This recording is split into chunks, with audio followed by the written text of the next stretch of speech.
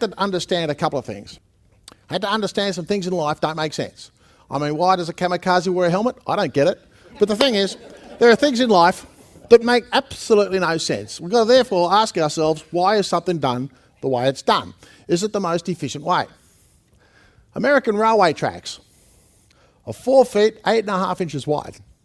They're not 5 feet. They're not 4 foot 8. They're not 4 foot 6. They're 4 foot, 8.5 inches wide. Now I'm thinking to myself, how did they come up with 4 feet, 8.5 inches? It's such an odd amount. Like, people meet you at 4 o'clock. No one says, I'll meet you at 2 minutes to 4. So I thought, that's interesting. How did American railway tracks become 4 feet, 8.5 inches wide? Because the guys that built the American railroad tracks also were the guys that built the wagons that went across America before the railways. Well, the question is, why did the wagon trains that went across America before the railway track have wheels that were 4 feet, 8.5 inches wide? Because the tools that they had to use to make the wagon wheels in the United States came from your country, Britain.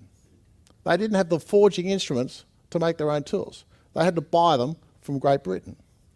And Great Britain, all yours were 4 feet, 8.5 inches wide. The question is, why were the British wagons 4 feet, 8.5 inches wide? Well, because your country was first invaded by the Romans. And the Romans used to build little roads all up and down England. And on these roads, they used to have their little chariots. And the chariots would go up and down the roads.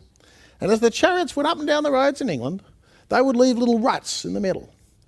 And you guys decided that you had to create those tools so that the wagon trains would fit exactly inside the ruts, because if they didn't, the wheels would snap off.